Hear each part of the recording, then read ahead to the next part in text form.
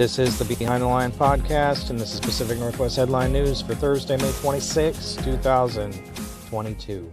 Washington Governor Jay Inslee and Lieutenant Governor Denny have both tested positive for COVID. They are both experiencing mild symptoms. As of early May, the state recorded a 7-day infection rate of about 245.3 cases per 100,000 people, or about 2,600 new infections per day. In mid-March, Washington's infection rate was about 40.4 cases per 100,000. Hospitalizations recently surpassed about 6 COVID hospitalizations per 100,000, or about 67 new hospitalizations per day, up from fewer than 2 hospitalizations per 100,000 in early April.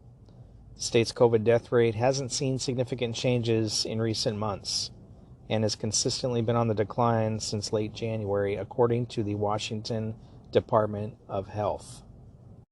Lift Every Voice Oregon is a small interfaith nonprofit that wants people to have a permit and complete firearm training before being allowed to purchase a gun.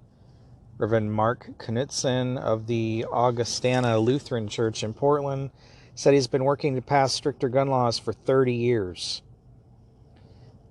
Knutson and his team at Lift Every Voice Oregon need a lot more people to take action if they want to get their proposed new gun laws on the ballot in Oregon this fall. They'd like to ask voters to approve Initiative Petition 17, which would require a complete background check, firearm training, and a permit obtained in advance to buy a gun in Oregon. Requiring a permit to purchase a gun, currently the law in 10 states, reduces gun violence, according to the Center for Gun Violence Solutions at Johns Hopkins Bloomberg School of Public Health. It's associated with lower rates of firearm homicide, including mass shootings, lower rates of firearm suicide, lower rates of people shooting police officers, and lower rates of police officers shooting other people. What does that have to do with police officers shooting other people? Measure IP-17 would also ban the sale of high-capacity magazines that hold more than the standard number of bullets provided by the gun designers. The nearly all-volunteer effort to put these measures before Oregon voters has 6 weeks to collect and record at least 60,000 more signatures. Knutson estimates they need 200 to 300 volunteers and $500,000 in the bank to meet their goal. Why do you need $500,000 to meet your goal? Well, I do think that something needs to be done about how easy it is to obtain a gun. I don't think people's rights should be infringed, but there's a lot of freaking Looney Tunes out there who shouldn't have a gun, and we're going to have to figure out a way to keep the guns away from these people. I shouldn't have to worry about my kids or granddaughter going to school and not coming home because some loopy kid decided to bring a gun to school and start shooting people. The background check that's done right now for guns is a joke. I've bought lots of guns. I've worked in law enforcement for many years. All it is an NCIC check. That's the National Crime Database. The only thing that's going to show up in there are felonies. It's not going to show all the local stuff that somebody's done or the local contacts with law enforcement that have been made because of mental health problems or whatever.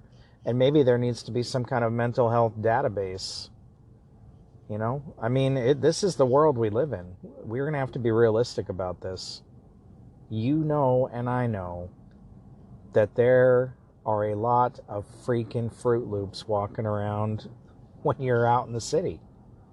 You want them to have a gun? I don't agree with weapons bans because they're not going to do anything. Criminals don't follow any of these laws for the most part. They're still going to get their hands on guns. But these kids that are growing up and go legally buy a gun and then do what this kid in Texas did, something's got to be done to stop them. Even training, I think, is a reasonable requirement to have a gun. And like anything else, if you're driving a car, you've got to go through training. A firearm is a deadly weapon. I've taken numerous firearms classes over the years. I had to recertify at least once or twice a year in law enforcement. It's a perishable skill. It's something you need to be trained on. It's not just something you should be able to go out and pick up and use. If you're going to every day carry a gun, then you absolutely should know what you're doing with that gun and how to safely handle it and shoot it. And I've seen too many incidences and videos of people who should never have had a gun, weren't mentally stable enough to have a gun, and had no idea what they were doing with the gun. I know a lot of you probably don't agree with that, but something's got to be done.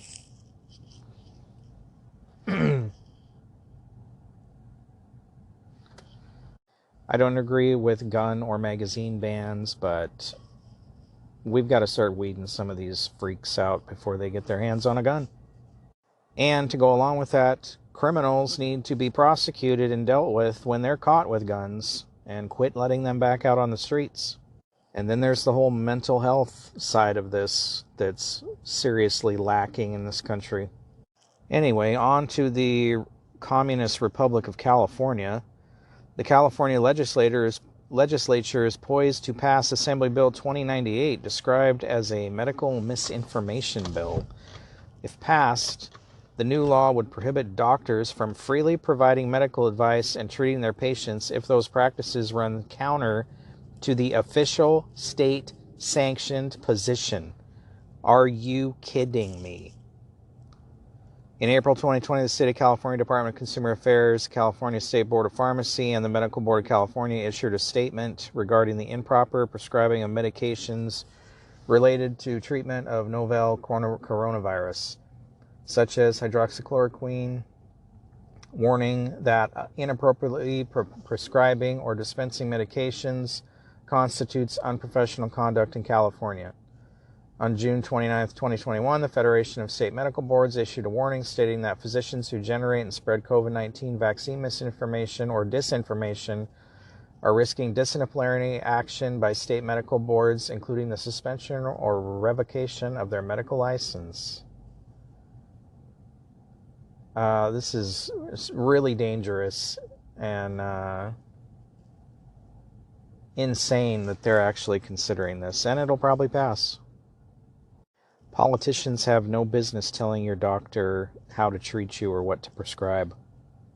Sacramento, California, a gun and loaded magazine were found in a second grade student's desk at a California school after other students alerted staff that a classmate had brought the weapon, officials said. The incident happened Tuesday at Edward Kemble Elementary in Sacramento. The Sacramento City Unified School District said in a statement to families. School staff called police, who secured the weapon and opened an investigation. Insane. There's some parents that shouldn't have a gun. California Republican lawmakers have proposed or introduced a bill that would give drivers relief from soaring gas prices. Assembly Bill 2457 aims to repeal the gas tax for up to 1 year. A similar attempt was made earlier in the year, but it failed. The bill comes after Gavin Newsom proposed giving $400 checks to registered car owners in the state with up to 2 checks per person. It is unclear when the Assembly could take up this latest proposal. $400 isn't going to do anything for you with prices the way they are. California has a budget windfall, yet they continue to raise taxes, won't give you a break on taxes, just like every other West Coast state. This has been Pacific Northwest Headline News. For more, visit BehindTheLinePodcast.com. Thanks for listening.